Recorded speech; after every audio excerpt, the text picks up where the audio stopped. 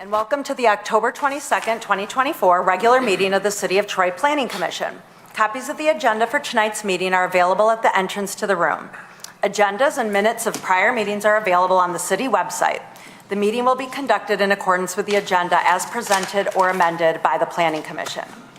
State law establishes planning commissions. This planning commission is comprised of 9 residents appointed to serve our community.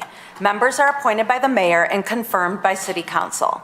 Other individuals participating in the meeting include representatives of the city's planning department, city attorney's office, and the city's planning consultant, Carlisle Wortman Associates. If you wish to address the planning commission, please come forward to the lectern when recognized and clearly print your name and address on the sign-in sheet. Please begin your remarks by stating your name for the benefit of the commissioners. All remarks are to be addressed to the Planning Commission and not to anyone else in the room. If you have a cell phone or any other device that might disrupt this meeting, please either switch it to silent mode or turn it off. At this time, I ask the Planning Commission Recording Secretary Kathy Zarnicki to conduct the roll call, please. Mr. Buechner? Here. Mr. Faison? Mr. Fox? Here. Mr. Hudson? Here. Mr. Krent? Here. Mr. Lambert? Here. Ms. Malala-Holly? Ms. Parakis? Here. Mr. Tagle? Quorum present, Madam Chair. Okay, thank you. Moving on to approval of tonight's agenda. Would anyone like to make a motion? So Mr. moved. Fox? And seconded by Mr. Buechner. I think we're ready. Any discussion? Okay, let's go ahead and vote. Okay, Mr. Fox? Yes. Mr. Hudson? Yes. Mr. Krent? Yes. Mr. Lambert? Yes. Ms. Parakis? Yes. Mr. Buechner? Yes. Motion carries. Okay, next is approval of the minutes from the October 8th, 2024 meeting. Do I have a motion? Sure. Mr. Krent? Second. Mr. Fox? Okay, any discussion, corrections, edits? Okay, I think we're ready for the vote. Okay, Mr. Fox? Yes. Mr. Hudson? Yes. Mr. Krent? Yes. Mr. Lambert? Yes. Ms. Parakis? Yes, Mr. Buechner? Yes. Motion carries. thank you. Now we're on public comment for items that are not on the agenda tonight. If anyone's here to talk about something that's not on our agenda for tonight, you can make your way forward to the lectern at this time. Okay, seeing no one, we're going to move on to our next item, which is a public hearing. It's a special use approval and preliminary site plan review, SUJPLN 2024-0021, proposed residence inn hotel, south side of Butterfield, east of Coolidge, 2125 and 2155 Butterfield, section 29, currently zoned Big Beaver zoning district. And I believe Mr. Carlisle is going to make a presentation. Mr. Carlisle will make a presentation before he starts, so 2 things. One, the slide projector has a bulb issue. We had it last month as well. IT wasn't able to fix it in time, so it may flicker on, and then it gets too hot, and then it goes off. So bear with us. We've got these 2 screens here. So if you want to see consistently, you can move up and get closer so you can see both screens. That's number 1. Number 2, we've got only 6 planning commission members who are able to attend this evening. We have 2 that were called out of town for business and personal reasons, and we have 1 who is ill. So we've only got 6 members, and both applications this evening are special use applications which require an affirmative vote of at least 5 members. So the margin of error is very slim. Both applicants this evening have been advised of the shortfall in members, and based on informal discussion, I believe there's a high probability that both applicants will be seeking postponement until they have a full board, so that it's a more I think a more reasonable representation of the membership. So what we plan to do this evening is make a presentation for both items, so everyone who took the time to attend this evening and wants to comment can hear the presentation. The applicant can make their presentation. Then we hold the public hearing, but we'll know soon enough from each applicant whether they want to proceed with a formal vote. But you can anticipate at this time, I believe, that there's not going to be a formal vote this evening on either item. So. Just a question in terms of that procedure. Will the Planning Commission still have an opportunity to give comments but not make a vote? If that, okay. Yeah, the intent would be that we can still have a productive meeting without a vote. We can still provide feedback and identify any improvements or changes, revisions that the Planning Commission wishes to see. So when it does come back, the projects will be even better than what it is now. The caveat to that is any discussion should not veer into the realm of deliberation on the item. So feedback is fine, but not a discussion of the dais about deliberating anything.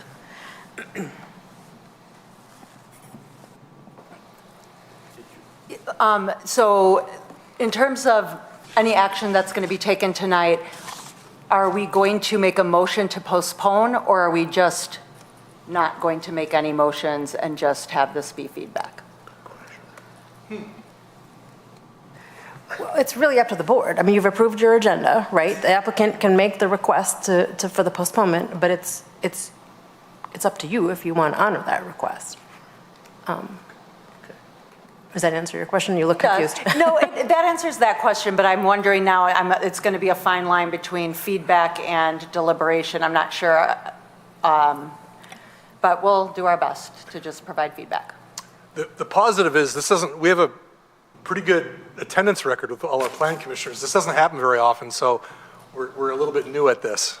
Yeah, I don't think it's ever happened while I've been on, so. Anyway, okay, we'll proceed. Go ahead, Mr. Carlisle, that'd be great. Yeah, thank you. For a little background about the application, man, I'm getting old. I can barely see those walls that far away. That's down here. So an application has been submitted to develop a residence inn. The site is located on Butterfield Road, which is just south of Big Beaver. The Planning Commission remembers there's a few developments that we've looked at that are located just north of this project that have been approved under construction and are going through the approval process. We know the site is master plan Big Beaver. It's also zoned Big Beaver form-based district, and we do note that hotels are a special use in this district. The applicant is working with the existing property owner, as well as there's an office building already on site. What they're proposing to do is split the lot into two, and the general outline of that lot split is outlined in yellow.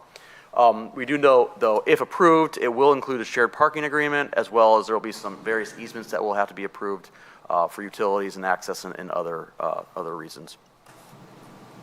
With regards to site layout, the outline in red is the general outline of where the proposed hotel is going. We know that the building is perpendicular to Butterfield Road.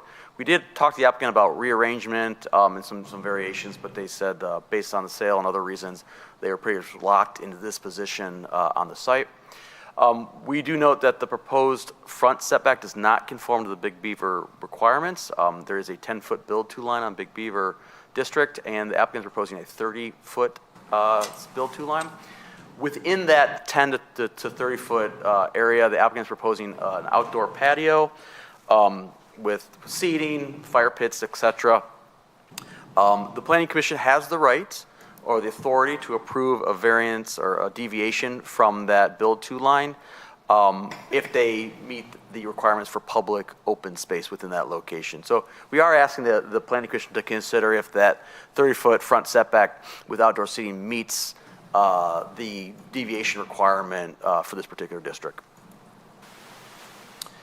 With regards to parking, there are 400, by ordinance, there are 495 spaces required. However, there are only 459 spaces on the site. And we note of that, only 36 are located on the actual hotel portion of where the lot split would be. So the remaining difference, 400 or so, is located on the office portion of the site. We have asked the applicant to either bring the site into compliance with regards to parking, so that would either be adding more parking or reducing the number of hotel rooms.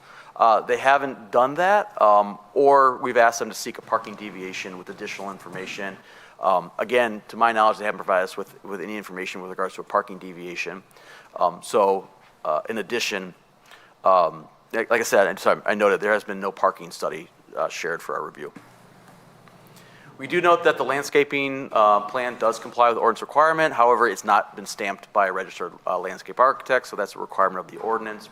We also note that they have, the site, again, it's a parking lot. However, there are some trees that they are removing as part of the development. They have not indicated what trees they're removing, as well as what the size of those trees are going to be. So we ask that also be addressed as part of the landscape submittal. We do note, though, that photometrics have been reviewed and the lighting fixtures and the photometrics do comply with ordinance requirements. We spent a lot of time talking about elevations and design and some of those features with regards to site. So we do note that the proposed hotel is located in an area that's adjacent to other apartments and office buildings. The existing office building is that building highlighted up there in kind of the white and glass building. We also have requested that the proposed elevations match a development style that's consistent with the area and consistent with the quality that we would expect for developments in the Big Beaver corridor, rather than what is your typical protocol for a Residence Inn hotel. So in response, the applicant has replaced the ephes that was the predominant material for the building with a brick and expand the front patio area to address some of our initial concerns about the intent of the district. But we do note that the overall look really kind of feels the same as what they submitted and feels consistent with what a normal Residence Inn you'd see anywhere would be located. So we do still encourage the applicant to revise the elevation materials and the design and make the hotel look to be more consistent with the surrounding properties and or the quality that we would expect for Big Beaver district. So these are proposed elevations. This is the elevation as looking from Butterfield. That little, is it showing up here? Kind of. So this little area here is where the outdoor patio is located. And this is the entrance from the hotel to the outdoor patio area. This is a rendering of the site from Butterfield. Again, the outdoor patio area is in this location. This is some of the extra design features that were added to I guess, soften the look of the structure. And then this is the primary view from the parking lot of the hotel. This is the elevation of the outdoor patio area. Again, I want to note it's ringed by I think it's a 2 or 3 foot knee wall around the patio area. We do note that there are 3 different standards that the Planning Commission should consider when reviewing the project. The first is the design standards set forth in the Big Beaver form-based district. Talks about orientation and entrance, ground story activation, transitional features, site access, and parking. The second standard to be considered is the site plan standards. Ensure compatibility with surrounding district, incorporate best architectural practices, as well as enhance the character and environment of safety for pedestrians and motorists. In response to those 2 provisions, we do note that a goal of the district is to provide a building wall along the right-of-way that provides a high engaging experience and advanced pedestrian amenities. We're not clear how a walled-in, I shouldn't say walled-in, a enclosed patio area for the exclusive use of the guests advances the objectives that we're trying to achieve with the district. In addition, we do find that the elevations and the material used really do not meet the standards that we would expect for design layout in the district as noted. As noted, it is a special use, so there are the special use standards that the Planning Commission should consider, and we're all pretty familiar with what those standards are. But lastly, we're asking that the applicant address some rather minor issues with regards to site plan other than the parking issue. But mostly, we really want the Planning Commission to have a discussion whether or not the consideration of that 30-foot patio area, as well as consider whether the design is consistent with the architectural requirements that we would expect and standards that we would expect in the Big Beaver district. Thank you. Does anyone have any questions for Mr. Carlisle before we, yep, Mr. Buechner. So that current location, I'm familiar with it, but that parking lot is owned by somebody else and they want to buy this, or they are? I believe that's the applicant to clarify. I'm not sure exactly how ownership would be, whether they would just own that area of the split or they own the entire lot and condoize it. I'll let them address ownership when they come up to speak to the commission. And that's extra parking for that use currently? Well, as of now, the office building is overparked. But by adding the hotel and reducing the amount of parking by putting the hotel there and adding the parking requirements for the hotel, the site now is underparked by ordinance standards.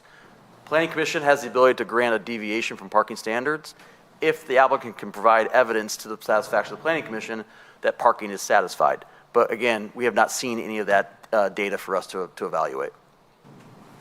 Thank you. Yep, Mr. Lambert.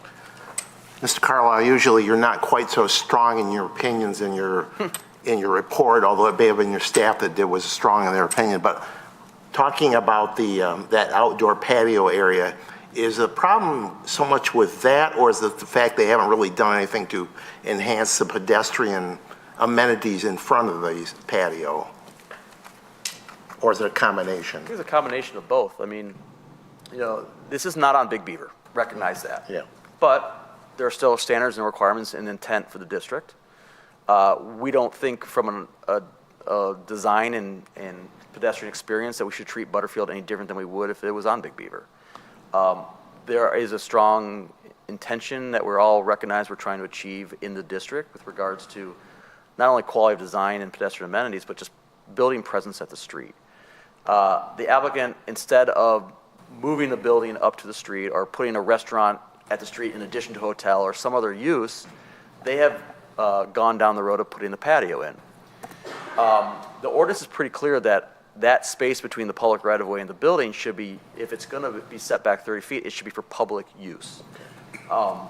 We question how a patio area, maybe for exclusive use of the hotel, maybe that's going to be open to public and walk by and sit in there. I think that'd be hard-pressed to do so, especially with relation to a knee wall around it, is really meeting the intent of what we're trying to achieve in the district and what the actual standards require. So we've raised this issue to the applicant a couple times. They came back with this. This was their attempt to meet the ordinance, and I think it's a point of discussion that the planning commission should have with them. Thank you. Any other questions? All right, I think we'll invite the applicant up. Please sign in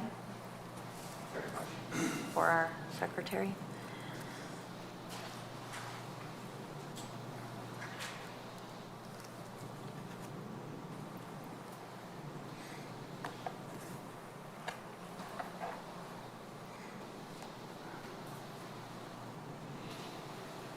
Good evening, my name is Scott Bowers, Bowers & Associates Architects. I'd start off answering some of those points that we've just discussed. And I'll start with the patio. We did realize that we had a wall around it. We did pull that back now. Our intent is to let the pedestrians be able to sit there, enjoy the fireplaces, whatnot. We don't have enough parking for a restaurant. Or another use. So we felt that this would be a good amenity. And right off our lobby, that's a Marriott Signature lobby that's up in front.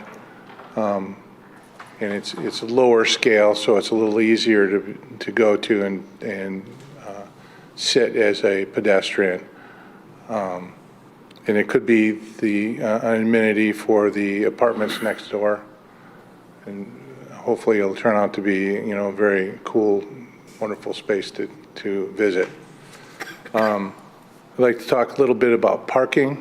So we did get a bunch of information just recently due to the discussions I've had with Ben. There is a underground parking garage in the building, the office building next door. It has up to 10 spaces, correct, currently. The garage, and that there is the mechanical space that's in the basement was included originally as the office space. It is, if I take that out, instead of being as shy as we were, 36 spaces, we would be one space shy of meeting the ordinance. So still shy, but not 36 spaces. And we'll bring that to light with new drawings to show that. You're saying there's 35 spaces underground? No, the square footage, it's one space per every 300 square feet for an office. In underground, there's really no office space. There's a cafeteria for the employees, but it's either storage or parking. But there is 10 spaces down below. So you're suggesting we change the calculation based on the decreased office space? Correct. Understood. Okay. In terms of the building itself, we did up the brick instead of EIFS. We used several different materials in line with the brand. Our biggest thing is that we have to deal with the brand as well. They understand that in some municipalities we have to deviate, but we need some of their elements that suggest that it's a residence center. Residence center is their flagship for extended stay. It's a very expensive building. But if it creates a better position for us, we'll take a look at it again and see what we can do in terms of meeting some more of what Ben has commented on. And again, you can see on either side of the entranceway, that wall that returns, it doesn't go all the way to the building, and the paving features go all the way out to the sidewalk. So you can walk into that. It's a 2-foot wall. We felt that that would be more secure, against the sidewalk than just being wide open. And then along that whole facade right now, that's where the fitness is, and on the other side is where the pool is. And so we tried to bury inside deep into the building the utility spaces for the hotel. We do feel that, personally, that this design fits between the apartment and an office building. We think that it's a transitional site, and that we're in the realm of what would be proper in terms of what we think for that site. Did you consider any of your other brands for this location? No, Marriott wanted this one. Okay. Did you touched on it briefly, but I didn't quite catch. Did you say you would not consider a restaurant at that front entrance that would be open to the public? I would love to consider it. I don't have the parking to be able to maintain it. If I could get more shared parking, then we could do something like that. Okay. Or I could talk to the developer and talk about maybe opening up the lobby in terms of making it larger and doing something inside that lobby as an alternate. So then serve more food than what they do breakfasts. Okay. Does anyone else have questions for the applicant? I do. Okay. What is the material above that first floor? In other words, the olive green color and the white, what material is that? That's a cementitious board, like a hardy plank. Okay. Everything brown is brick. The gray in front is all stone. Like limestone or what? You It's said- like a stacked stone. Stacked stone, okay, I get it. The whole base is masonry. All right. And then there's, the gabled roof is shingles. The shed roofs that you see there are actually metal.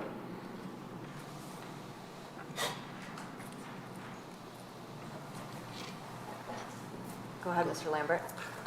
So you said that outdoor patio area would be open to the public, but you want to maintain that knee wall around it? I don't have to maintain the whole knee wall around it. We pulled it back already. I just wanted along the sidewalk, so where we have tables and chairs, that you're a little more protected, but they can go, if you put up the site plan. Does that work? No, that one shows it originally the way we had it. If you go to one of the engineering site plans. How about this one? So we needed for the fire marshal to put in that drive on the east side, I believe, for emergency only, and it's got a gate on it. But we matched the materials as the patio, same paver material. And then on the other side, we go out past where the wall is, again, paver material, and reach out to the sidewalk that's on Butterfield. One thing you might want to consider in lieu of a restaurant, maybe some kind of a coffee shop, because then the public living in that area would feel more comfortable walking into your outdoor courtyard because they might be drinking their coffee after getting the coffee from whoever you might want to lease that space to. So something to Understood. consider. Mr. Fox? Yeah, I just want to piggyback off of what Mr. Lambert said. Having something that the folks in the apartments to the south of the complex can walk to, maybe this is a question for city staff. So does a restaurant require more parking than hotel? Like a hotel use? It's based on square footage. I would say that, yeah, generally, per square foot, a restaurant requires probably significantly more parking than equivalent hotel. But because parking's done by units, and restaurants are done by square footage and seats, it's a little harder to compare apples to apples, but I would say on a square foot basis, it's probably 2-to-1 ratio, I would guess. Yeah, so I guess keeping that in mind, I would think a coffee shop or some kind of to-go focused restaurant. Like I know there are restaurants where the goal isn't to necessarily get people to come sit down, though they obviously could in the patio that you guys have set up. But maybe a restaurant that's a little more focused on, you grab your lunch and go. Because you are also surrounded by office uses, and there's going to be a lot of folks who are looking for lunch. And if you get a nice, little quick to-go lunch place in there, it could potentially. I think that's in terms of focusing on feedback as opposed to deliberating with this item. That would be the big thing, is having something to make it more apparent that that seating is meant for public consumption. And I think a coffee shop or some kind of restaurant would help cement that. I think that's a good idea, but I'd have to defer to Sean Nemu. Yeah, go ahead and come on up, but if you could just sign in when you do so and introduce yourself, please.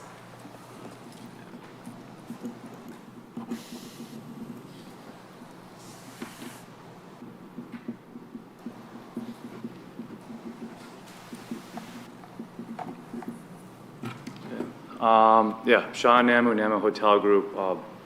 We were just saying, you took the words out of my mouth. We could do a coffee concept so long that it doesn't affect parking.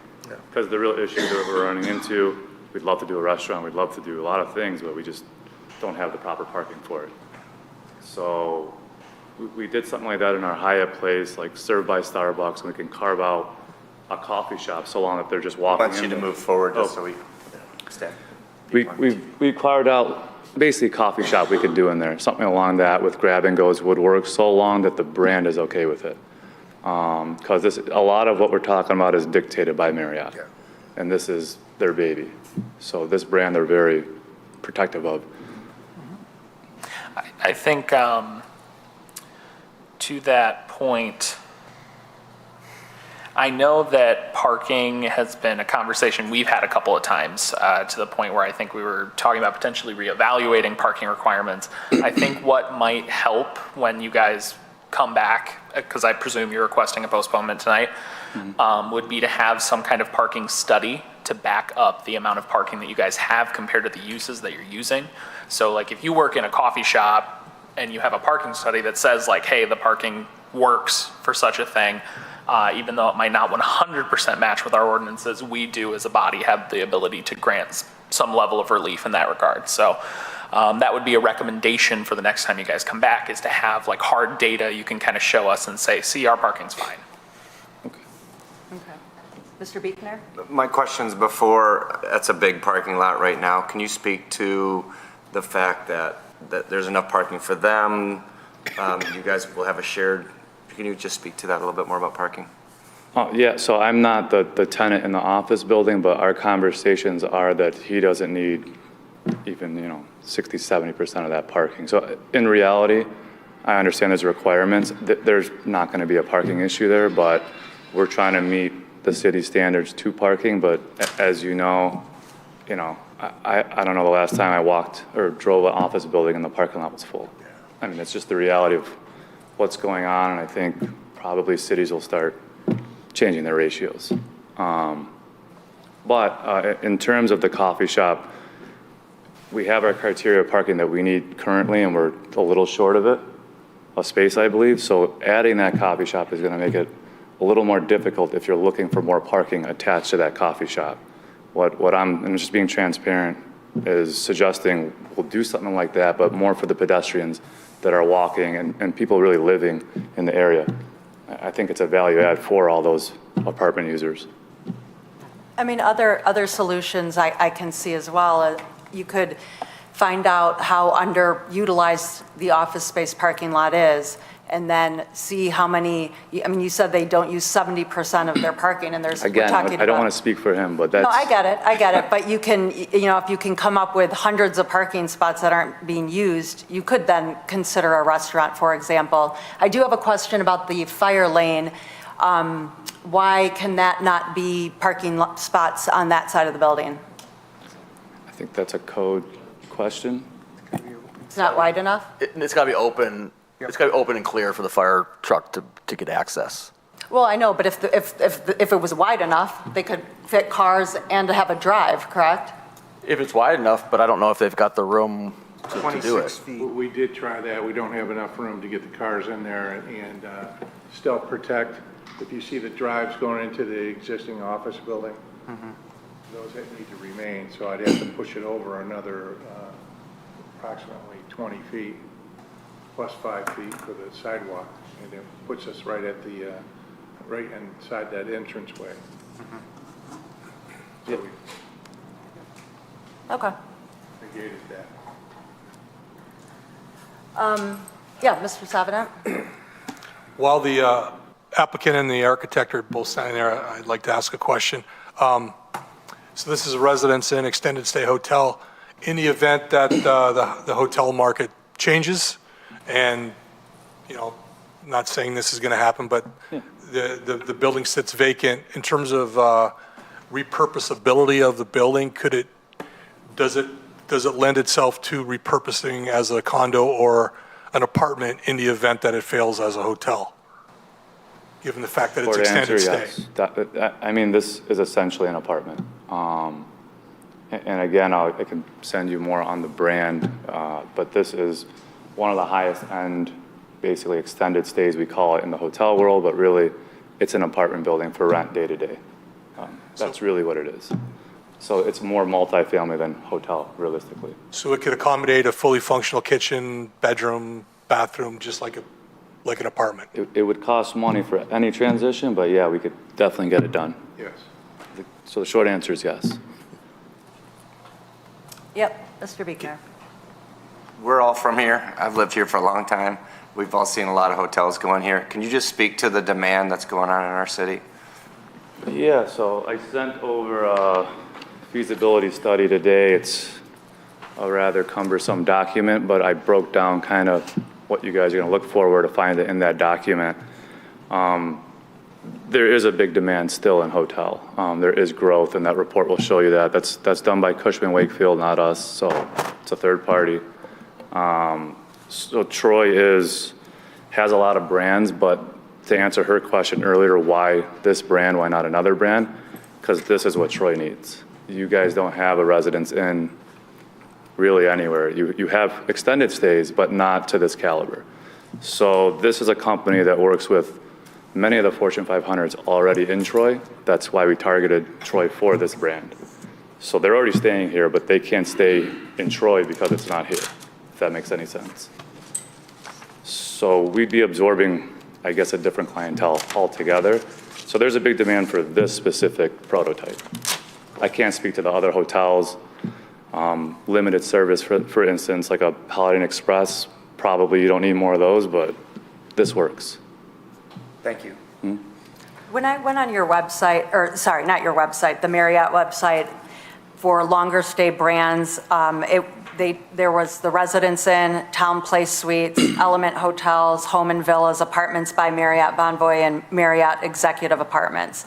Is that in any particular order in terms of high-end to? So they're all targeting different people. I mean, Hilton's got 30 brands, Marriott has 30 brands. So this is your highest end extended stay, meaning that client's staying anywhere from 7 days to 3 months. But yeah, it is the highest end extended stay brand they have. Okay. They have like Ritz-Carlton, obviously, too. We're not a Ritz, but it's as high end as it gets in the apartment world. So it's the Residence Inn is more high-end than the Element hotels? Different. Element is a Starwood product that was acquired by Marriott. So Element is only allowed in downtown heavy metro areas. It's also high-end, but similar. It used to be Residence Inn's competition until they acquired it. Okay. So they're the same level, but the Marriott definitely is expanding with Residence Inn more so than Element. Okay, because when I didn't have enough time to deeply review the analysis that was sent over at 3 o'clock today, not even sure I could understand it if I had the time, but what I did notice are, for example, and I'm quoting from page 34, it said, commercial corporate travels are not sensitive and represent, are not rate sensitive and represent a very desirable and lucrative market that provides a consistent level of demand at relatively high room rates. And then it went on and on to talk about everything that's in the area. For example, you know, the Lions, the Detroit Opera House, the Symphony, all of the things, Somerset Collection, which is within walking distance. These are all very high-end activities that people do. And then it had pages of all of the Fortune 500 companies that are either have offices within the vicinity. So when I looked at the website and looked at the elevations of some of these other brands, they, to me, screamed Big Beaver. We belong in the Big Beaver district. A Residence Inn, the one that's presented here, does not for me. I do like what you did with that front elevation, but the rest of it is still standing there, and it is a different caliber that, to me, does not satisfy the zoning ordinance for a Big Beaver district. It also isn't oriented properly, the Big Beaver districts. Like even the, well, I can see on the floor plan where the entrance is, when you look at the elevation, I have no idea where the entrance is. I mean, you walk up, there's patio out there, and I know, because I've been to one of these before, I know it's on the side, but the Big Beaver, our zoning ordinance requires that there be a clear, identifiable entrance. So that would need to be fixed as well. But I would urge my fellow planning commissioners to go onto the website and see some of the elevations for the Element hotels, which I get it, they're in, you know, Bangkok and really metropolitan areas, but if you look at any development that has been going on in Big Beaver in the last 5 years, it's all very sleek, upscale, and that's really what we're looking to add to it. And that's my opinion. Okay, I mean, I appreciate that. So I'm not sure, what are you referring to the Marriott website you're looking at? Yeah. Okay, I mean, please, if someone wants to send me exactly what you're looking at, we're happy to look at that and definitely make it more like that. However, I guess I'm hearing two different things. You want sleek and modern, but you want us also to fit into these older designs around us. So I'm a little confused now. So just north of where you are suggesting building on Big Beaver and all the way back to Butternut or Butterfield, is a new development that was presented to us. I understand it hasn't come to fruition yet, but it's with that Benihana Diamond Direct, and it's a development. Yep, there you go. And then right next to it, they already went up, are condos that are more modern, and yes, we asked them to blend into the area, but there's a lot of modern, sleek office buildings all along Big Beaver, so it can, you know, that Butterfield just takes you back and it just would continue it. My idea would be that it would be a destination that, I mean, I'm hearing coffee shop, that's fine too, but you're also talking about bringing residents who are going to stay for a week or a month. It offers them a place to have a meal, to invite guests to a meal. And then it's also open to the public if you can bring people in. So that would be something I would be looking for. I know I'm saying modern and all that, but we also have transparency requirements, which I don't know that this satisfies for the zoning ordinance. I mean, there wasn't a breakdown of the transparency, but it didn't, to me, strike me just by looking. It met, so the elevation that fronts on Butterfield, it meets that requirement. It's covered up by a 20 foot wide patio, but it does meet the transparency requirement in terms of the percentage that's. For just that part that's fronting on Butterfield. Okay. I got Yes, some Mr. additional detailed comments. So I toured the site. The wall on the east side of the property is just raw cinder block. Looks ghastly. Is there anything that you're going to be doing at that wall?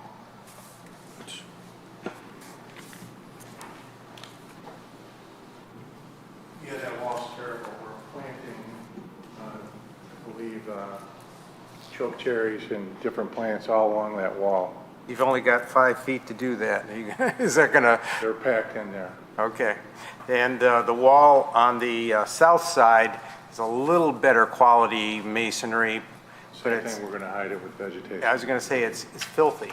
It needs to be power cleaned, but, so you're going to address both? We'll clean them up. Okay. Because it's a view outside the windows of some of the rooms. Yes. I concur with the idea of having some kind of food item in the front because it looks like a food, if you put a patio in front, people are going to expect, hey, they're going to serve some kind of food here. Why would they just put a patio for people to sit and read? I mean, it just doesn't, again, look at the surrounding neighborhood. What kind of use would that be for the surrounding neighborhood?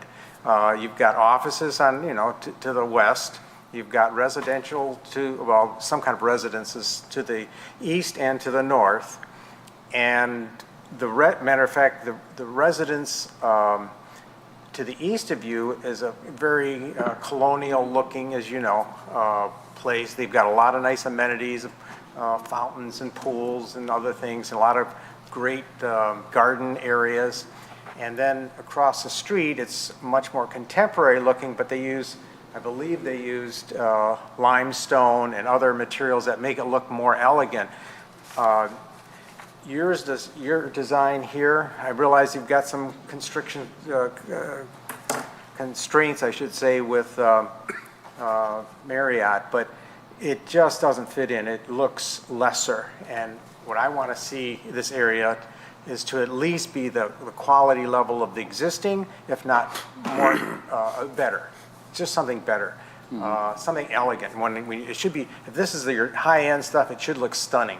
It should look the equivalent materials at Somerset Collection. I don't see that here. It's underwhelming. So the look of it and the addressing of some kind of food thing to make that front end look usable, because you've got residents. I mean, there's hundreds of people are going to be there. That would be a go-to spot if it had a reason for people to come to it. The only food, I believe, is in the office building, some kind of a cafeteria service. But other than that whole Butterfield, there's no place to eat. Yeah. And it would be, that would, to me, be an element that's lacking, first of all. There's a need for it there, so I would think it would be a good business. And then the second thing is, it's got to look like your high-end stuff, which it just doesn't. So those are my quick comments. Yeah, no, I agree. It's just, again, back to the parking requirement. So if you want to make my life easy, let's forget the parking requirement, Well, and we'll bring you food There are and beverage. There are many things you can do for parking. For example, you could enlarge in the units and have fewer units. You can eliminate an entire floor. That would help you, with your, I would rather see a booming restaurant that provides a service to the community and all the people who live around and have it be one less floor than what you're offering. So there are definitely things you can do about the parking. Yep, Mr. Carlisle? I wouldn't be so dismissive about just eliminating parking requirements. We have a lot of flexibility in zoning ordinance, and we have a lot of opportunities to work with you to meet the goals that the planning commission is trying to achieve and we're trying to achieve, and recognizing that the site's overparked. So I think we will work with you to achieve this, to ensure that there's adequate parking, but yet achieves the goals that the planning commission is discussing. So. Yeah, no, it'd be great. We'd love to have it. Yeah, I think we. I agree. We'll come up with something. And, yeah, go ahead. Yeah, you guys are obviously trying to thread the needle, trying to find that perfect balance of parking versus the amenities that are available. I know I mentioned it earlier, but I will just say again, a parking study where you can just show us like, boom, this is how much parking is available because that office space is not in use. That would just kind of hit it out of the park, I think. Just in terms of helping us find that balance. You work with the planning office, work with us, and we just thread the needle. So. And I'm surprised Mr. Fox didn't mention this, so I guess I'll go ahead and mention it. But as part of that analysis you sent over, there was a section on sustainability and what your guests will be requiring of the brand in general going forward. So I would definitely, when you come back, have something about sustainability and what you intend to do in terms of that. Yes. Yep, Mr. Hudson. I'm the only guy up here who hasn't given you my viewpoint. And my fellow commissioners have taken every one of them and elicited it. So I'm thinking that if you get a reading for us, you may need some more homework before you come back. Mr. Buechner? Are we giving comments after that, or are these the end of the comments? It is a public hearing, so I'm going to open it up for that, and then we can bring it back, but we're not going to deliberate. So I think the idea is right now, we're just giving feedback. Great. I mean, we can call people up for a public hearing, and then if we still have more feedback, we can do that at that time as well. Okay, thank you. All right, thank you so much. Okay, so as I just mentioned, this is a public hearing, so we would like to invite anyone who's here to speak on this item to come up now. You'll have 3 minutes. We'd ask you to sign in at the lectern. So it doesn't look like anyone's here for this project. All right, so we will close that public hearing. Okay, so does anyone else? Yes, Mr. Buechner. I've lived in Troy for almost 30 years. I drive down Butterfield as much as most humans do. I know this area very well, and I'm just one opinion of hopefully something that matters, but I love the Marriott name. I think everybody on the planet loves the Marriott name who has done any homework. We are blessed to have you guys interested in our city, and I thank you for that. I know that road. I've driven that road a lot. There is not a lot of residents walking through there. I've never seen a bike. So I love what they have there in the patio. I don't think you're gonna get a bunch of people coming in there from one person who's 20 years I've been driving down that road a lot. I'm curious because I know that area very well. There aren't any restaurants or coffee shops right there. Maybe it's because the demand isn't there for it. That's something that you guys probably know better than I do, I'll say. I like where you're heading. I think you've caught on to us that there's some things we're going to ask you to look into to make it better because we want it. You want it as great as it can be, and so do we. I think you're heading in a nice direction. Thank you. I just want to add too, I didn't mean to be too negative about it. I also appreciate you guys coming and bringing this project, and I've stayed at a Residence Inn many times, and frankly, I think the inside is super cool and nice and upscale. I just wish that the outside would match that feel, and I feel like some of the other brands accomplish that better. So let's try to get, strike that balance. And I do think it's a very cool opportunity because this area in particular, Butterfield, that connects Crooks to Big Beaver, with so many condos and developments going in, I think there is a need for a gathering place and something for the public. And I think you could really capitalize on that opportunity and provide something to the city as well in a cool design and elevation. So, yep, Mr. Fox. Well, so I hazard to make a motion to postpone, but I do have one quick question for city staff. Typically, when we make a motion to postpone, we include like a list of specific items that we want the applicant to address in the postponement. Considering the different nature of this discussion, is it safe to just say motion to postpone and based on feedback we have given? So I'm going to put Julie on the spot. So the applicant hasn't formally requested that we not take a vote yet. So I think, I'm just thinking out loud, and Julie will correct me if I'm wrong, but the applicant formally goes to the lectern or podium? Lectern? It's a lectern. Lectern, thank you. I did say lectern. Goes to the lectern and says, because of the plan commission is 3 members short, we'd prefer to postpone to a future meeting, then we can postpone the item at the request of the applicant Without a based mo- on planning commission attendance. That would be the reason for the postponement. But Julie, what do you think? No, I think that's the appropriate way to handle it. And that would be a motion to postpone? would be a motion to postpone. Based on, okay, and only if it was requested? Yes, please. Due to the absence of some council members, we would like to postpone this to a further date so we can have all their opinions and get this right for council. Okay. And I will say. Planning Commission. We are sorry. planning commissioners. And I will say, Toby, I haven't been here for 20 years, but I also live in Troy, and I'm not going to bring something to the city that isn't going to benefit the city. I appreciate all your opinions, too. Thank you. Thank you very much.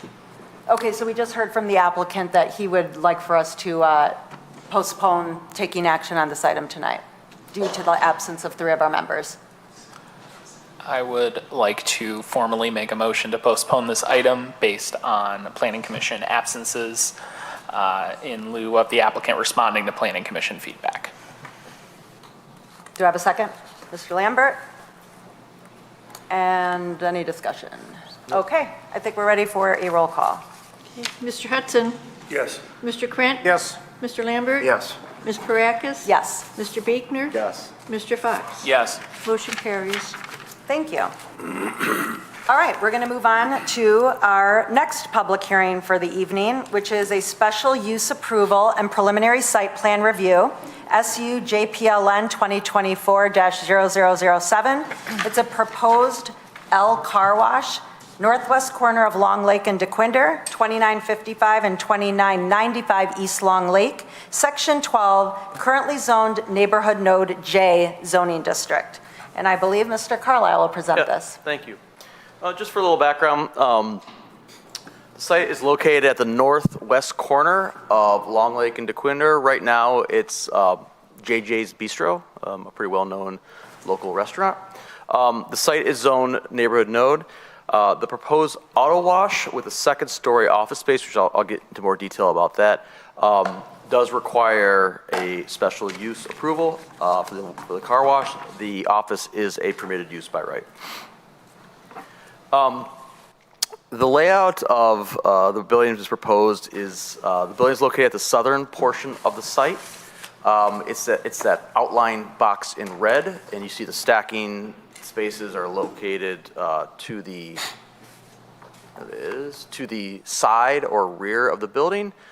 We note that behind the building there are 25 vacuum spaces. It's on the north side of the building, and there is a proposed public seating area kind of down here at the corner of the site. The site is accessible from both Long Lake and DeQuinder. So the second floor of the auto wash is proposed for the office space, and it's important to note that distinction. We just received a letter that there is a proposed tenant for that space. We just received that letter, so there's no verification of that. But we do note that if the second floor is used for the auto use, it can't constitute mixed use under our zoning ordinance. And the reason why that's important is because of build-to line requirements. If it is not a mixed-use building, a sole-use building, the applicant must put the building no more than 10 feet to up to 30 feet from the hard corner intersection. Because they are proposing this as a mixed-use building, the Planning Commission has the authority to allow the building to be set back 60 feet from those right-of-ways. So the use and function of that second-story office space was really important. And we went back multiple times with the applicant to clarify the use, to enlarge the use, to make it a separate functional space than the auto wash. And so what you have before you is their proposal for what the second floor use of that building is going to be. So based on the definition of it being mixed use, the Planning Commission does have the authority to grant extra relief for the setback, and they're asking for 30 feet on Long Lake and a DeQuinder front setback of 10 feet up to 60 feet. With regards to parking, they're proposing 57 total spaces on site, 11 standard parking spaces, 21 stacking spaces, and 75 vacuum spaces. We do note, just based on the use itself, 25 spaces are required. They are significantly exceeding the number of parking spaces that the ordinance requires. They have provided a traffic impact study from Fleece and Vandenbright, who note that at peak hours, approximately 53 cars would be generated at the site. They note that they expect roughly an average of 50 cars per hour. We think that seems very high, and that would constitute that 50 cars show up at the exact same time during that hour, which would necessitate the need for this much stacking space and vacuum space. So we have questions about whether or not they need this much vacuum area and stacking space, and would like a conversation with the applicant with regards to that proposal. The applicant has provided a landscaping photometric. The landscaping complies with all the overall requirements, as well as the lighting also does comply. The elevation, this is looking at the site from the corner. You see they've got a little piece of public art there at the corner. The height is compliant at 32 feet and up to 37 feet at the tower. We note the exterior colors are primarily a light white and light gray with magenta and bright blue accents. I think that's the brand colors for El Car Wash. We note that the primary material is a brick with some aluminum composite and EIFS. We do note that there's a significant portion of the building that's EIFS, and again, this would be a discussion the Planning Commission has with the applicant. The applicant has provided the required transparency by ordinance. They are seeking some relief from the transparency requirement by doing what's allowed called alternatives, and so that's up to the discretion and approval of the Planning Commission. But they are providing through that transparency alternative the transparency requirements. So, again, we spent a lot of time with the applicant on floor plans and the use of the second floor and that sort of discussion. The applicant, this is the proposed rendering of what the second floor would look like. We know that the first floor is approximately 3,900 square feet, and the second floor, from a functionality standpoint, is approximately 2,100 square feet. So it's approximately equivalent or close to what the first floor is. Again, these are more of the renderings of what the second floor would be. Now, the applicant hasn't confirmed if they're going to finish out the second floor, if they would just leave it as a box and have the future tenant build it out. So we haven't got that level of detail yet. Similar to the last application, there are standards that the Planning Commission should consider. First are the design standards set forth in the ordinance: building orientation and entrance, ground story activation, transitional features, and site access. Again, design standards, ensure compatibility to existing districts, incorporate best architectural practices, as well as safety for pedestrian and motorists. And again, this is a special use, so there are the special use requirements that the Planning Commission should consider. So we are recommending the Planning Commission hold a public hearing and discuss the following: the use and function of the second story. Does the application comply with the special use standards? Does the application comply with the site plan review standards? Evaluation of the documented evidence of excess parking, as well as the use of EIFS. We do note that if the Planning Commission does approve the preliminary site plan and special use, they should provide improved pedestrian access, specifically for that second floor. We're not exactly sure how you get to the second floor. There is a separate entrance, but you got to kind of go through the vacuum area of the parking lot, et cetera, to get there. So there's some question about that, as well as any other conditions based on the discussion from above as well. So that concludes my presentation. Thank you. Thank you. Does anyone have any questions for Mr. Carlisle at this time? Mr. Lambert? Yeah, I don't know if this question will go to you, Mr. Carlisle, or maybe to Ms. Dufresne, but that second floor office space, I believe the letter we received that was forwarded by Mr. Savinen's office indicated that the Jenna Cast Believe in Miracles Foundation might be the proposed tenant. For us to approve that, do we need some kind of a legal binding agreement that says they will definitely be the tenant before we were to approve this, or how is that treated, or how should we treat that? Well, tenants are tenants can change, right? I mean, the condition is that if it were to qualify as a mixed use, it has to be an office space. I wouldn't be comfortable with mandating that they use this particular tenant because tenants are susceptible to changing. Okay. So how we treat it from a zoning perspective is, from a zoning perspective, in our opinion, as long as the second floor use is a use that's not associated with the auto use, and it's a permitted or special use in the district, that would suffice as mixed use, as approved by the planning commission. So in terms of, it has to be this specific tenant, I agree with Ms. Dufresne. I don't think we want to get to that position, but as long as the second floor use is a use that's separate, an entity separate from the car wash, as well as a use that's permitted or special use in the district. Mr. Savana? So as Mr. Carlisle indicated, the applicant does get some building placement flexibility by having a viable mixed-use building and a second floor that they use. And this kind of came about through some back and forth with the applicant. In other communities I've seen this second floors that they're approved as second floors, but they never function as second floors. So what we did is we asked the applicant to put a good faith effort forward to demonstrate that this is a viable second floor. And so in fairness to the applicant, their good faith effort includes a letter from a local foundation, and they put some time and effort into some renderings of what it could look like. So again, like to piggyback on what Mr. Carlisle said, we don't require that contractual arrangement with like retail strip centers. We don't need leases or anything like that for those types of uses. So I don't think we need it for this. Okay, thank you. Yep, Mr. Hudson. I've got a couple of questions. One, I'm not sure from the material I've got where the entrance to the second floor is.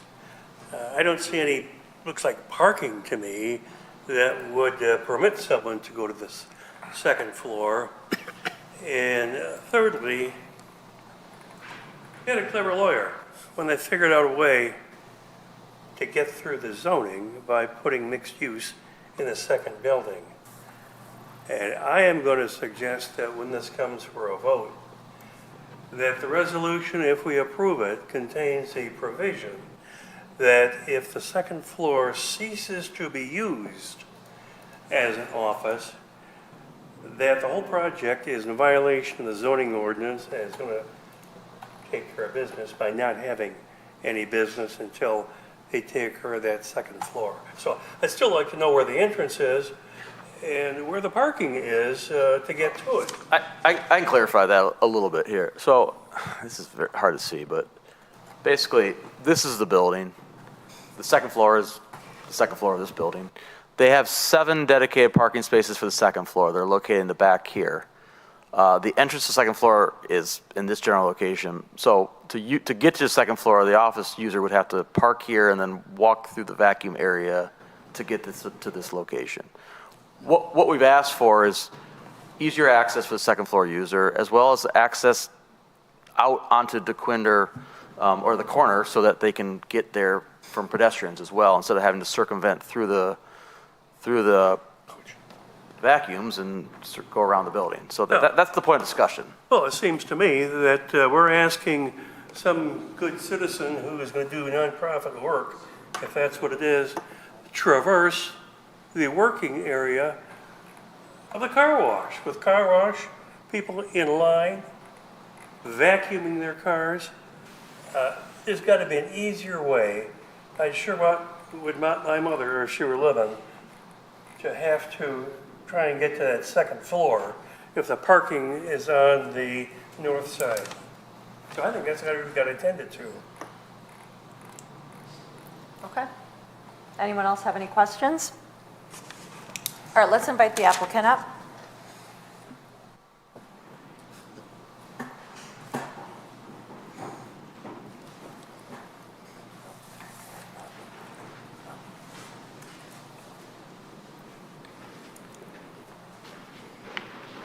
Good evening, everybody. Hi. Could Thank you you for sign having in us. before Yeah. you start? Thank you. Absolutely.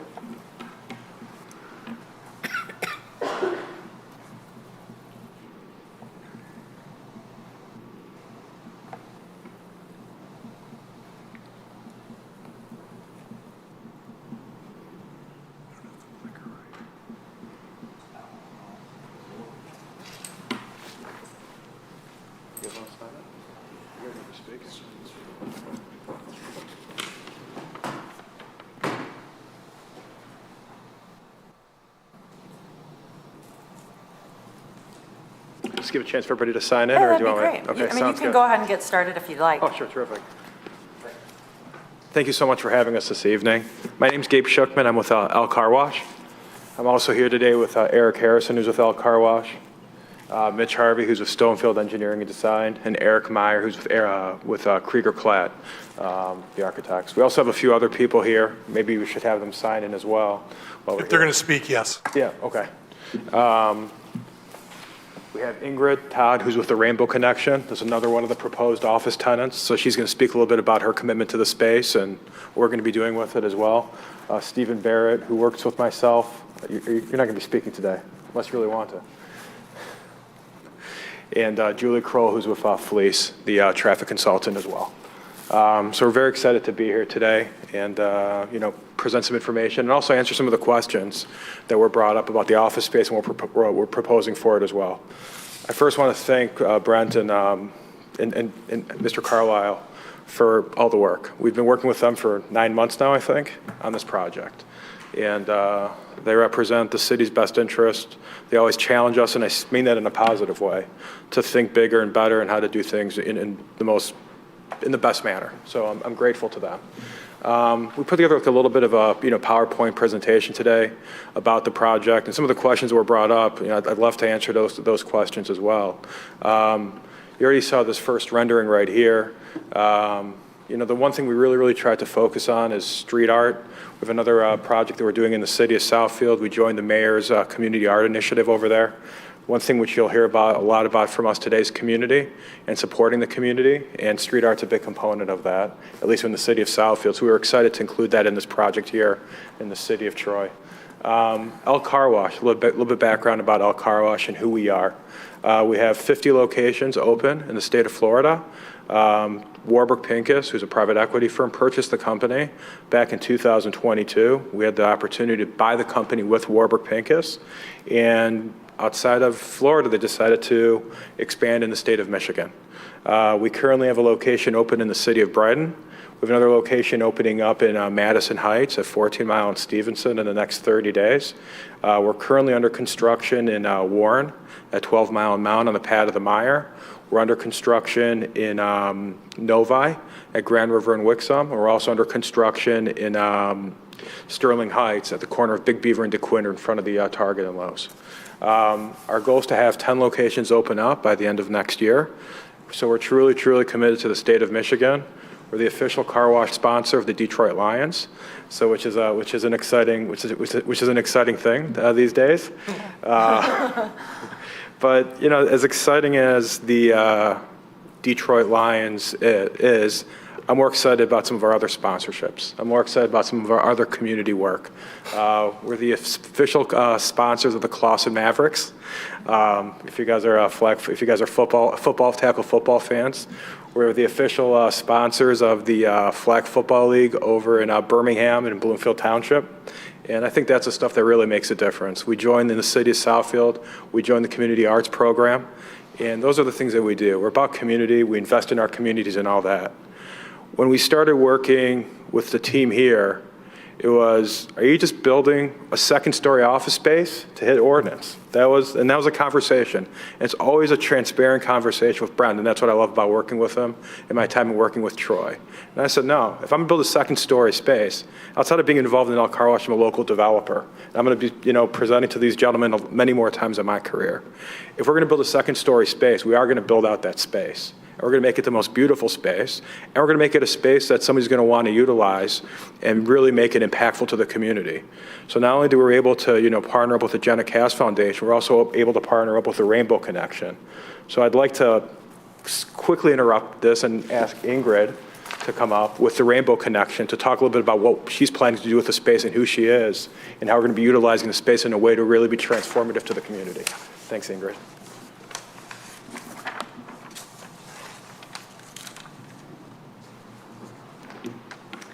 Ingrid Todd, Executive Director of the Rainbow Connection. For those of you that are not familiar with us, we call ourselves the best kept secret. Brooks Patterson founded our organization 40 years ago almost. We grant wishes and provide support services to children in Michigan battling life-threatening illnesses. To date, we've granted over 4,300 wishes. And actually, I worked with Gabe for a previous wish, which was pretty amazing. He connected us to someone in the world. I'll let him tell you about that. And since then, we built a really good rapport. So when he approached me, of course, as a nonprofit leader, we only partner with people that we believe in. We do our research. We won't brand with anyone that doesn't meet our standards as well. When he approached us and talked about this space, well, I'm not gonna lie, it's a nonprofit dream, right? Free, beautiful space that we can go. We are busting in the seams where we are at currently.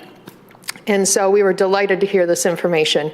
And I think there's room to grow too. They're very, very kind people. And so there are other opportunities on the table to partner with not only Rainbow Connection, but other nonprofits. But the space would be used for our staff, as well as wish meetings with wish children in the community. We don't necessarily go to their homes to meet, so we like to meet off-site. This beats the heck out of McDonald's, not gonna lie. So to be able to use that space and, you know, potentially give the families a free car wash, could happen. We are really honored to be a part of this project. We love being a part of the ground up, and we like co-branding with people that are really good in the community. Thank you very much. Thank you. Thanks for being here. One of the points that was, thank you, Ingrid.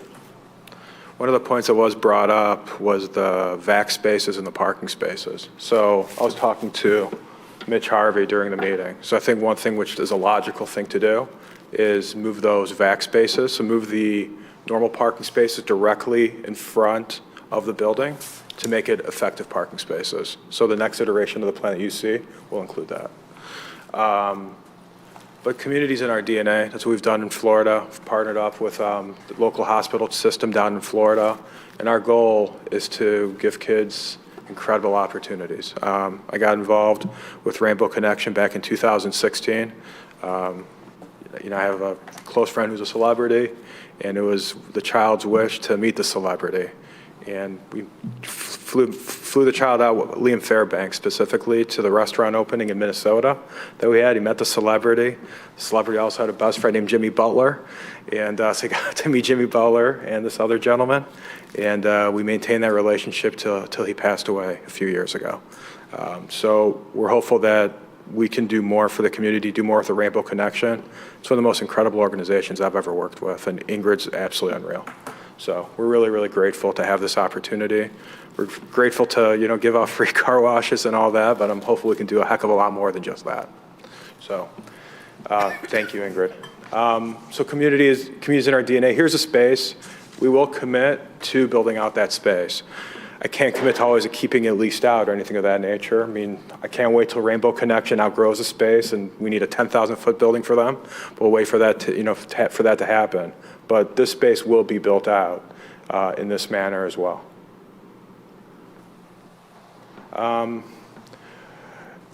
You know, we're making a $10 million investment in the community. We're excited about making the $10 million investment in the community.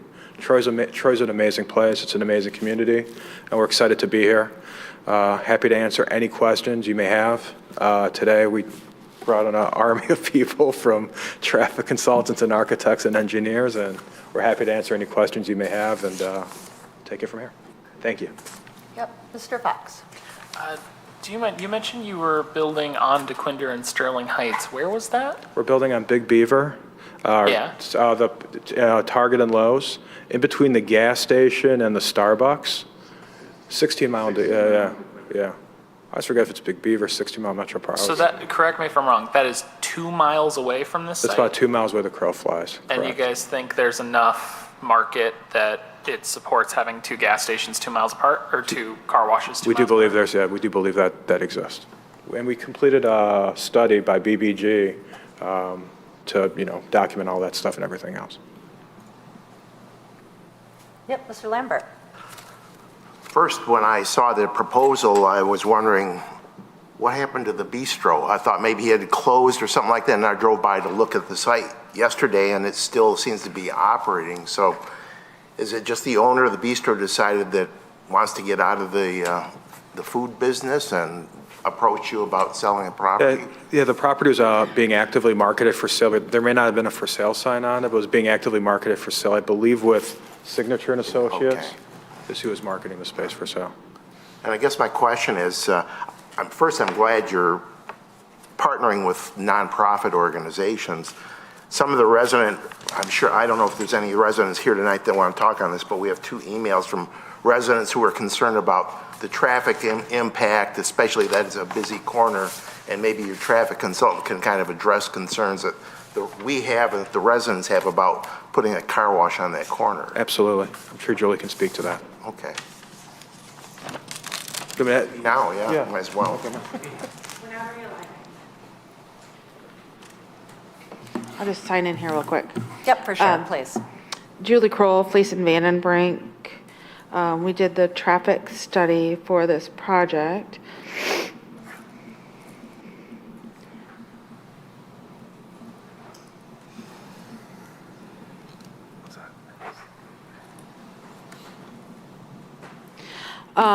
So one thing that's a little bit different about car washes, gas stations, is we do see a lot of pass-by trips. And I know I've been here before and talked a little bit about pass-by trips and how that is. So when we did the trip generation for the site, we considered pass-by trips because we know, like when I go to the car wash, it's part of a trip chain. Usually I'm going to the grocery store, I get my car washed, get some gas and go home. I don't usually get in the car, go get my car washed, and then go back home. So when we have those pass-by trips, we're not necessarily, like I was already going to the grocery store, I was already in the intersection, and I'm like, oh, you know what, I'm gonna grab a car wash real quick, and then I'm gonna keep going. So I was already a trip on DeQuinder, I was already a trip on Long Lake, so I'm not adding that traffic, I'm adding turning movements at this driveway. So that's really what we looked at in the traffic study is, what is the additional, the change in that traffic? Taking it off of DeQuinder, putting it on the site driveway and putting it back on. So the additional traffic is really quite negligible when we're looking at the volume of traffic we're seeing on DeQuinder and Long Lake, which is likely why the site was chosen, is because we already have that traffic there. So we're not bringing traffic in. It's not, it's not a big office building. We're not adding a bunch of new traffic to the network. We're already taking the traffic that's already there and redistributing it to the user. While you're up, I'd like to ask you, I don't know if this question is for you or not, but when, Mr. Carlisle, could you put an image up where it shows a little bit of the circulation on the site?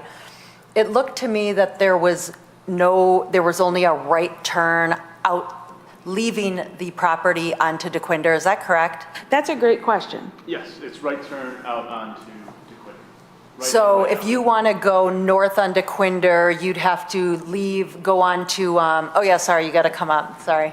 Mitchell Harvey, Stonefield Engineering. Thank you. I think, so to go north on DeQuinder, you would need to go on to, you'd take a left on Long Lake and then a left onto DeQuinder. Yes, at the light. Okay.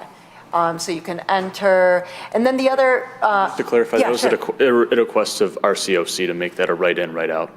Okay. And then the other question I have in terms of circulation is there's a very sharp U-turn required when you're entering off of Long Lake to enter the car wash line to get in line. It's a very sharp U-turn there. And then, so if you could comment on that. But also, in general, I felt that the circulation was a little bit complex. I'm trying to think of a good word to use, but I don't see a lot of dividing lines, but somebody's going to be trying to do a U-turn, somebody else might be trying to get to Long Lake and leaving, and I wonder if there's a lot of room for that. There's going to be people coming out of the car wash and people coming from the vacuums. How much signage is on there in terms of circulation, and has that been approved by anyone? Yes, so the site signage will have stop signs. We have some striping to delineate where the stop signs are, the one-way signs are. We just don't show them on this rendering because it'll get a little busy. Okay. To speak to the turn into the stacking lane, yes, if you're coming from East Long Lake to make that 180-degree turn, you're probably not going to be able to utilize that outside lane to get in. So you're going to be, that's why we have 3 lanes at the entrance there. So when they make that turn, you may be hitting lane 1 or the middle lane is the lanes you'd be going in, if that makes sense. It does, except for then the people coming in off DeQuinder, they might be making, it sounds to me like you're going from east to west, 1, 2, 3. Is that correct? So then the people coming in from DeQuinder might be using 3. And so then you've got someone doing a U-turn and coming across and someone going like this. So That's a good point. I think we can put some signage there, yield to oncoming traffic, that kind of thing, to just make sure everybody's aware Okay. that traffic movement is occurring at that location. Okay. And it sounds to me, one of my comments was going to be to move that parking for the office to abut the building, and then you can, use those back spots for the vacuum, so that will be in your next rendering, I guess. Okay. Yep, absolutely. Does anyone else have any questions for Mr. Harvey? I've got a few. Yep, Mr. Kraft. Number one, thank you for putting up the welcome to Troy on the top of the building. Is that going to happen, or is that just for this rendering? No, I believe that's the plan, right? How lovely. We're gonna That is be doing just that. a Very thoughtful thing, because it is one of the gateways from Sterling Heights to Troy. And it's really nice to see that you've incorporated that. And of course, the ground sign also with the large Troy logo. I think it's just phenomenal.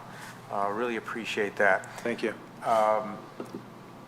As far as the tenants, I was a little bit confused. You've got a Rainbow Connection and also the Jenna Cast Foundation. What is that? There's 2 different things going on there? Correct. So we're going to be opening it up for nonprofits to utilize that space. Okay, So Jenna Cass currently has a location across the street. It's a small office. They need meeting room space, and they're going to be utilizing it for meeting room space. Rainbow Connection is going to be utilizing it for larger purposes. Both Rainbow Connection and Jenna Cast have worked together in the past in granting wishes for kids. Oh, lovely. That's really nice to hear. The only thing that troubles me about this whole project is the excessive, what we call excessive, use of an EFS material. We're trying to make sure that we use that only as an accent, because we're finding out that, there could be a maintenance problem, not necessarily. We know of situations it is a maintenance problem, but it doesn't have the look that we want to provide for the Troy look. It's a little bit underwhelming. It's the colors I love. I mean, but if I'm just going to suggest, in place of the EFS, a lot of buildings along Big Beaver have used flat limestone, and it has a whitish color like this layout.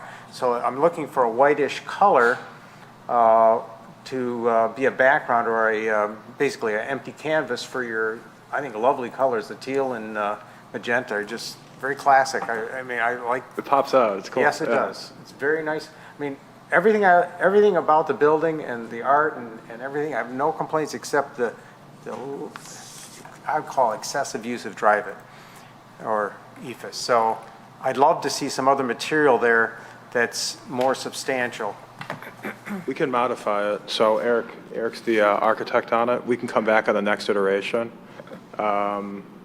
with an alternative, with a brick or a limestone. We've done like a white brick, haven't we? Yeah, and we are using white brick on this building. So as of right now, the EFS is going to be primarily located at the top of the 2 end towers, basically above that cyan and magenta band. Okay. And then in between where you see the clear story windows on the 2nd floor and the 1st story windows, that is EFS there. So all the EFS is predominantly above a level where you're going to have someone who might, hit it, someone who's going to dent it. So from a maintenance standpoint, it's less concerning than if you have it at the grade level. But we have done other variations on other sites where it uses a little bit more brick.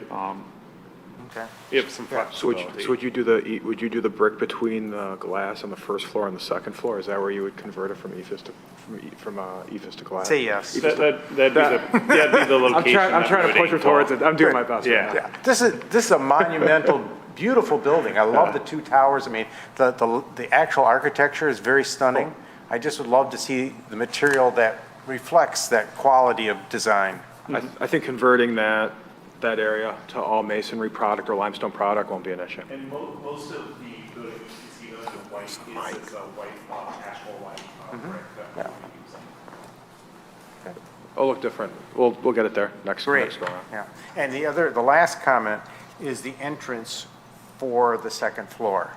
And you said you were going to be addressing that, make it more prominent as far as, it's from the parking lot, correct? Yeah. It's not from Long Lake. No, do we have, is there a rendering of the northern elevation? Do we have that by any chance? I don't know if we'll have a rendering. Yeah, I couldn't see it because I had to look through the vacuum things. I just want to. Go to the site plan. I think we have a floor plan. Well, we have the floor plan, but This one? Yeah, the floor plan is fine, but I like an elevation of the building itself. Right. Without having to look through the There's some vacuums. elevations coming up. west. One more? You need north. Next one. Yeah, so it'll be more prominent, so we get rid, so the vac covers, call it that. Those are gonna be gone, because that's where the office parking's gonna be, right? We're gonna, per Mr. Lambert's recommendation. Oh, I see what you're saying, yes. So you're it's gonna be, flip those. Okay. yeah. Yeah, oh, that would be fine, yeah, thank you. And currently where you see the glass coming down from that second story, that's coming into that lobby area where you have the stairway and the elevator going up into that second floor. So you are able to look into the building at that location and see that entrance. Can we just pop out like a canopy or something over it also, just to give it that little bit of that prominence? Because that really creates Make that. it look like an entrance. Yeah. Oh, absolutely. Yeah, we can modify this to Sounds good. make it stand out. We'll make sure it's not a campus canopy, or we'll make sure it's something. Yeah, I understand. No, I'm sure you'll do a great job, thank you. Okay, thank you. Mr. Fox? Yeah, I think, unlike Mr. Krent, I would say that I do have a number of issues. And I think that when it comes to the things we've been focusing on, like the nonprofits coming in, which nonprofits do fantastic work, that'd be lovely to get them a space. The building is beautiful, I'm not going to argue with that. I appreciate the public art. But ultimately, at the end of the day, when it comes to the question of if a car wash is what we envision for the neighborhood nodes, all of these other things, the pretty building, the nonprofits, like that's icing. To me, there's something wrong with the cake. I just do not see basically one of the major entryways into Troy, one of the first things we want to lead to people coming in is a car wash.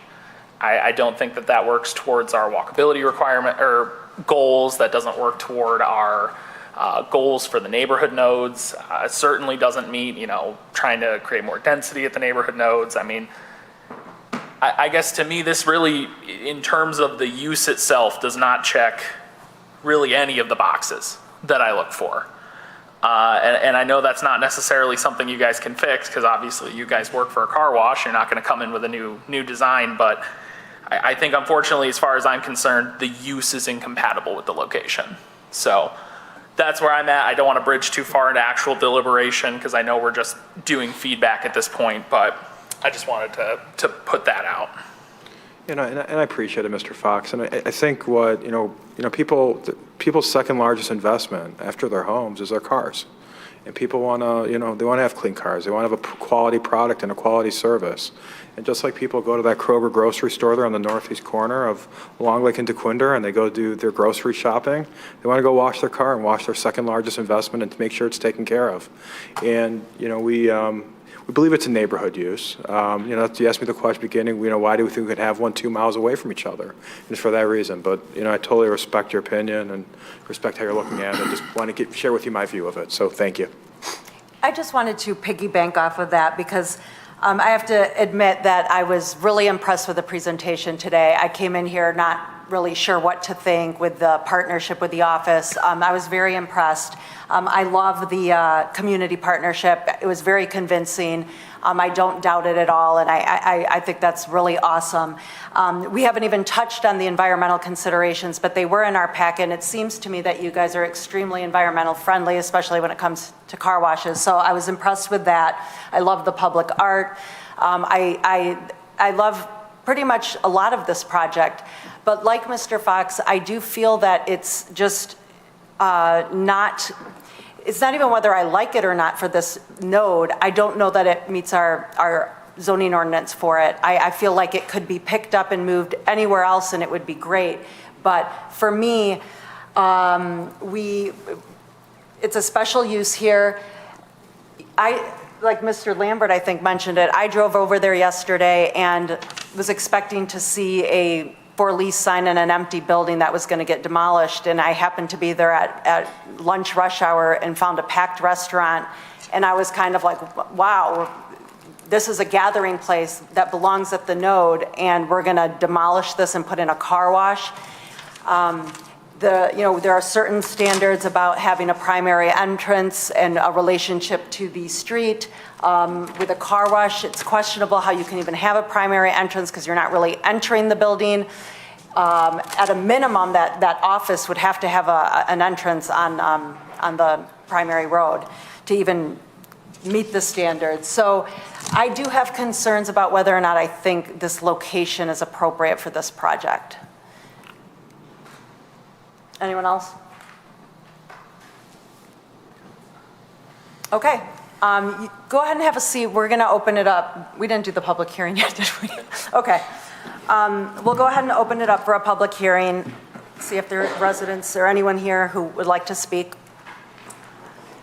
Yep, so if anyone's here to speak on this item, please sign in, and you'll have 3 minutes. And Mr. Savidant hopefully will run our little timer for us, and it'll show a green light, yellow light when you have 1 minute left, and then Maybe. maybe. I'm not going to be that long. So, my name is Jennifer Brady.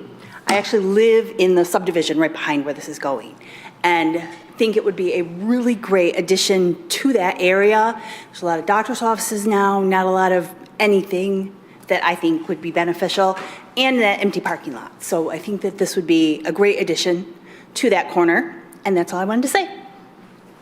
Thank you. Is there anyone else here who'd like to speak on this item? Okay, seeing no one, we'll go ahead and close the public hearing. Did the applicant formally request a postponement? Okay. I don't think they did. Would you formally like to postpone this item? Yeah. We'd like to formally request to postpone the item. Thanks. For the rest of the commission to be here. Okay. Mr. Buechner? Can we ask if they reached out to the citizens, or did the city reach out to the citizens to let them know about this meeting? Just want to make sure. It was notified, every property owner within 300 feet was notified by mail, and there was a notice published in the local newspaper. There was also a sign that was placed on the property for a significant amount of time. Kind of a funny story, the restaurant owner asked us to remove it until we had a date for the public hearing, so we took it down, and I forgot to put it back up until today. Ms. Parakis reminded me that I need to put the sign back up, but there was also a notice sign up there for a number of months. My other question, do we give more feedback now, or? There's been some important things said here. I want to see where we stand as a group. Yeah, of course. Well, that's exactly what you can't do. Yeah, no deliberation. There's no deliberation You now. can't Okay. take any sort But of you said feedback. I thought you meant to the applicant, but yeah, not feedback to each other. Okay. So does anyone else want to provide feedback to the applicant at this time? Yep, Mr. Lambert. One way that you might look at is giving some, I know how you believe it's important that you have a collaboration with the nonprofit sector, is some kind of signage and entrance on the building that would face out maybe onto Long Lake, which would say, hey, this is not just a car wash, it's a community asset because we're providing something for the nonprofit sector, for Troy and for the area. That would be a suggestion to look at. That's a good suggestion. I did have a question, maybe for the applicant, maybe for our attorney. Correct me if I'm wrong, but did I understand that the office would be given free? It's free office space? So from a legal standpoint, how does that work? They're going to be putting they're going to enter into this agreement, let's say, and it's a lease agreement for $0 a month. And then they move out, and then they find another tenant for, I mean, it seems pretty easy to find a tenant for free. But that's just how it goes? I mean, is there? I don't know what opportunity the city has to dictate how someone's going to lease their space. I mean, if he wants to give it for free, that's not really within our. Right, okay. So it does, I'm just trying to think if it creates any. I think the issue that people are sort of dancing around is who's going to police this ultimately. I think, right? I mean, that's, at the end of the day, if they're promising they're going to have somebody in this office, dedicated office space, who at the city is going to be policing if that continues years down the road, right? I mean, I think that's the issue that everyone's kind of unstated. But in terms of dictating, who's there and how much they pay, that's really not within this body's authority. Right. I guess what I'm thinking, I'm just thinking out loud, but if they're not collecting rent, then they're not really motivated. I mean, here's the thing, I trust you guys and I see the evidence of the community partnership, so I'm not really doubting it. But what if you leave and a different car wash operator takes over and all of a sudden now they're not going to use the second floor for office, or because I don't even know how loud it gets up there. I don't know what it would be like to have office space above a car wash. Has it ever been done before? Yes, please come on up, because I know I'm throwing out a lot of questions, but I'm just sort of thinking out loud. And I'll throw out some ideas thinking out loud also. So one, our corporate headquarters is based out of Doral, Florida, Miami. Our corporate office is above a car wash. So we literally built the exact same product in Doral, and we're occupying it. And so we're occupying that space. I'm sure there's something that we could figure out with your team. I mean, it could be related. I think Mr. Lambert brought up the C of O question. So, I mean, there's ways to figure out that it's fully built out, or I think the question is, does it become incorporated into our use, which was, I think, the concern. I mean, I'm sure there's ways to figure that out into the C of O or into the approval or something of that nature that we just can't violate it. So we'd be open to that. I mean, I'm a big believer, put your money where your mouth is. So here I am. So now I'm just thinking out loud. Yeah, of course. One of the things one of the images you guys had up there, you had that artwork, which I think is really cool. Yeah. I love that idea. But it also looked to me like there was a sort of an open space with some benches. Yeah. So what about the idea of having a coffee shop? Real, even of a small, I don't even know how many square feet, but just something right at the corner that people drive through, they're vacuuming, they grab a coffee, people walking could come up and get a coffee and sit or leave. I'm just trying to think of some other creative way to make it a little bit more mixed use. We did, in Madison Heights, we did so if you drive by our Madison Heights location over on 14 Mile in Stevenson, I've spent a lot of time with Mayor Grafstein working on that corner to try to figure out something that would be just not a car wash, similar to the conversations that we had. So when you pull in there to the right, there's a little 400 square foot retail unit. We haven't found somebody to lease it, but it's set up there. We're trying to market it right now to find like a coffee shop or something of that nature. So we're always open to those ideas and that creativity. So if it was a function of building another appendage to the building, I'm trying to look at the site plan. I don't know if we can, move that around or not. Maybe backward. Madam Chairman? Yeah. Yes, Mr. If I Hudson. may, the burden should be on the applicant to maintain that office in the building. And if they don't, they become in violation of the zoning ordinance. And when that happens, there'll be some happy lawyers around, and the car wash is going to have a problem. So I say, put the burden on the car wash to make sure that the office use is occupied. Simple. I mean, the direction I was going is I'm actually less worried about the occupying that office space. I'm more trying to find a way to see if it meets the neighborhood node zoning ordinance. That's a different issue. Different issue. So that's really where I'm going with it. Okay, thank you. This has been a good, valuable discussion, and we're really pleased that you guys were here. Thank you. And we are executing like license agreements, similar to lease agreements. So there is a, legally binding agreement that we are signing with the occupants of the second floor space as well. So thank you. Thank you. Mr. Beekner. I'd make a motion to postpone. Second. Okay, Mr. Fox seconded.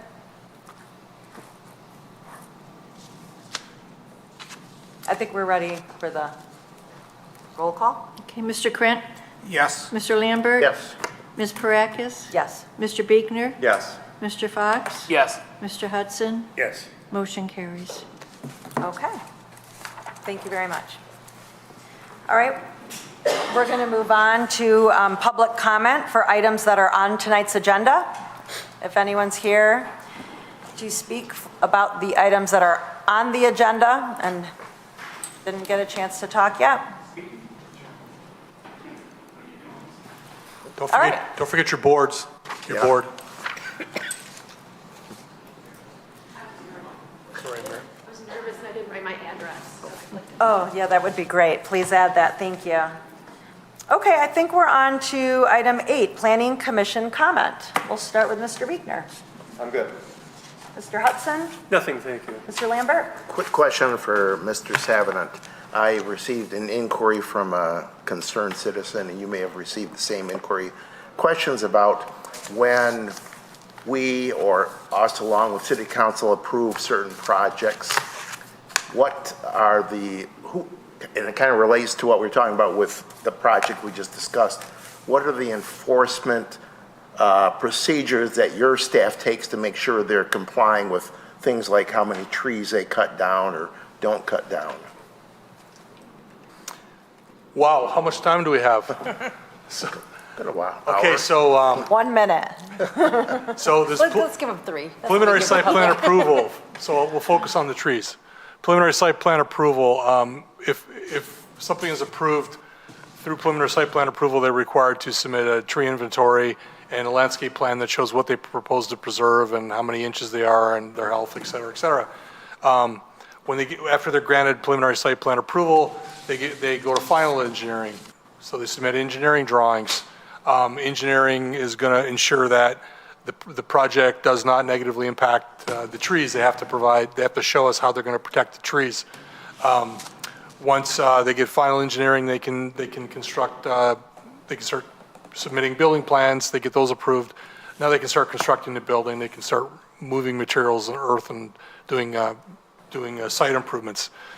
Prior to getting a certificate of occupancy, the city goes out and inspects the project to ensure that the building's in the right place, the parking space count is correct, and the landscaping, among other things, the landscaping complies with what was approved originally during preliminary site plan approval. I should note, when the applicant submits plans to engineering as well as building, planning reviews it to ensure that it's still consistent with what the Planning Commission saw.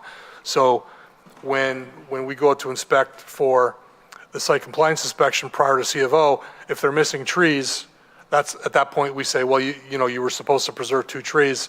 They were totaling 18 inches each in diameter. That's 32 inches. So you owe us 4 8-inch trees or 6 6-inch, whatever the math is. So there's checks and balances. I think you're maybe referring to a development on Eckford where there was some recent earth movement and some recent tree removals. And I had a resident tell me that they believe that they took down some trees that were supposed to be protected.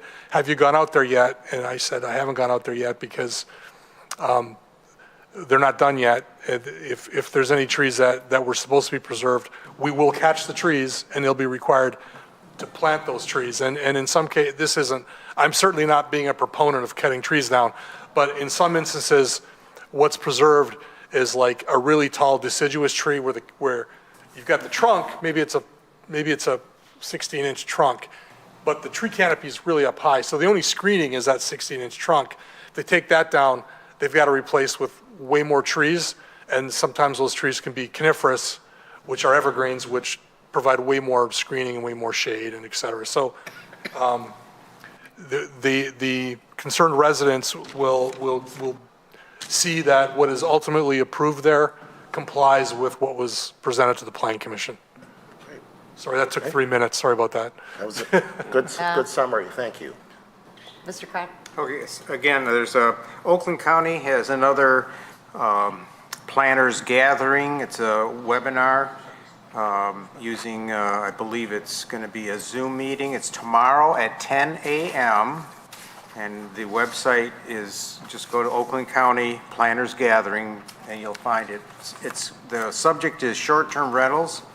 And they basically say there in a little couple sentences, says, are all the rage in resort communities, but they are also quite prevalent in rural, suburban, and urban areas that do not cater to the vacation crowd. Join us to hear how 2 Oakland County communities, Ferndale and Waterford Township, are addressing the short-term rentals. So I just thought I'd mention that if you want to see it. Very interesting. Mr. Fox? Yeah, so I have a question for city staff. I know since I've been on here, I believe the item we saw tonight is the 3rd car wash that we've had. I may be miscounting. But I also know that car washes are kind of popping up all over Southeast Michigan right now. I know that there are communities that have put limited moratoriums on car washes and different things such as that. So I know you guys probably have a really long laundry list of all the different things you're going to want to go over with Planning Commission and later council in the ordinance rewrite post, now that we've got the master plan all set.